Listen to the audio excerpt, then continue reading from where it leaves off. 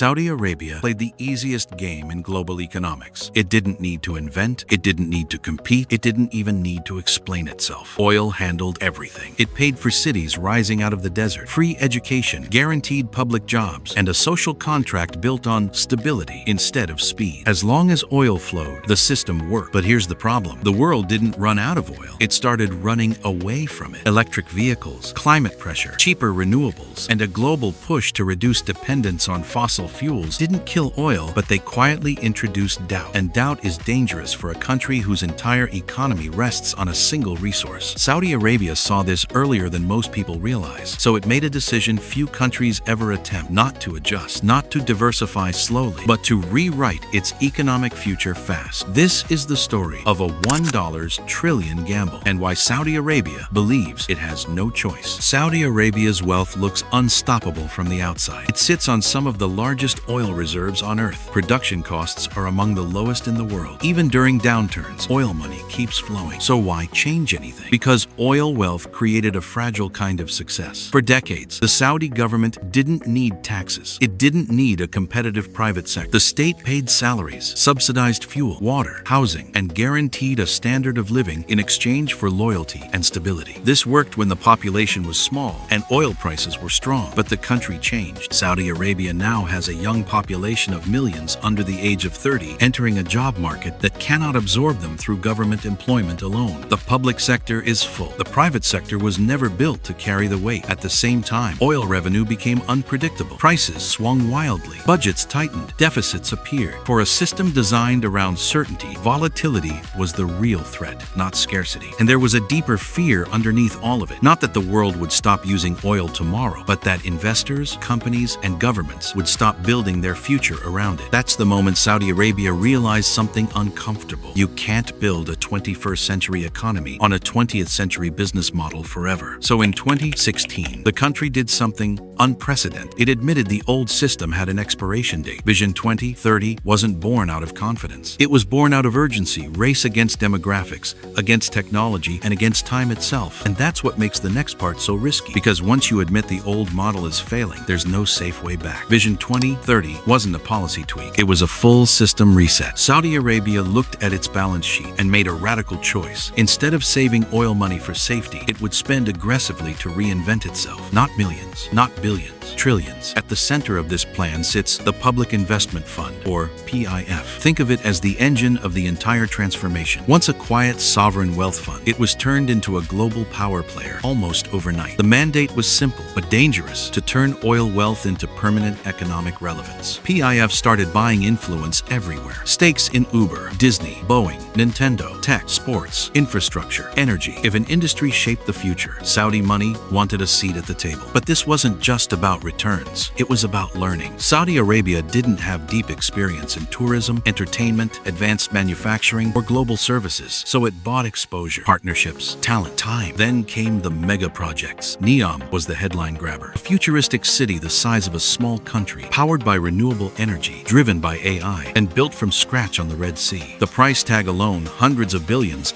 made people stop listening halfway through the pitch. Then there was The Line, a 170-kilometer-long city with no cars, no streets, and mirrored walls rising out of the desert. Not designed to evolve naturally, but to be engineered perfectly from day one. Alongside it came Red Sea luxury tourism, Qiddiya for entertainment and sports, massive cultural investments, and a push to turn Riyadh into a global business capital. On paper, it all looked bold, visionary, almost unreal. But here's the real gamble most people miss. Saudi Arabia wasn't just building projects, it was trying to change behavior. A society used to public sector jobs was being pushed toward private risk. A conservative culture was being opened to tourism and entertainment. Subsidies were cut, taxes introduced, fuel prices raised. This wasn't just economic reform, it was social reprogramming. And all of it depended on one fragile assumption: that scale could replace experience. That by spending enough, fast enough, Saudi Arabia could compress decades of organic economic development into a single generation. civilization. History isn't kind to that idea. Most countries that tried to leapfrog their way into modernity